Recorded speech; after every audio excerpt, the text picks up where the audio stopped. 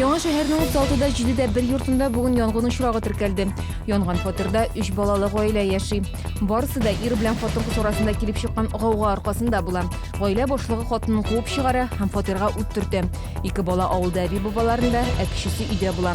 Күршеләр полиция чакырта, баланы коткаралар. Хәзерге вакытта ул хастаханәдә, тормышына куркыныч янамый ди табиблар. Торак коммуналь хезмәтләр өчен күбрәк түли башлыйбыз. Бүгеннән тарифлар арта. Исегезгә төшерәм, Россия хөкүмәте карары белән алар быел бер тапкыр гына үзгәрәчәк.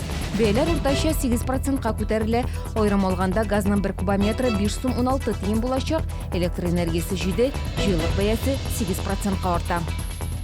Дарулар бәясен исәпләү тәртибе үзгәрә. Россиядә бу хакта яңа закон гамәлгә керә. Аның нигезендә яшәү өчен мөһим булган даруларның бәясен махсус методика ярдәмендә исәпләячәкләр. Анда даруларның фактик бәясе, аның кайсы илдән кертелүе исәпкә алына. Хәтта даруның аналоглары бәясен дә караячаклар. Россиянең сәламәтлек саклау министрлыгы яңа закон яшәү өчен кирәкле һәм мөһим булган даруларның кыйммәтләнүенә китермәячәк дип ышандыра. КамАЗ-Мастер Элиста Астрхан маршруты буенча үткәрелүче Бөек дала ралли рейдында катнаша. Узышлар бүген башланды. 4 көн дәвам итәчәк. Раллида легендар Чаллы командасының 6 экипажы катнаша.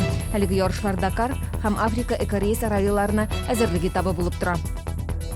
Бу һәм башка хәбәрләр турында тулырак яңалыкларның кичке чыгарылышында ул 19 сәгать 10 минутта эфирга чыга.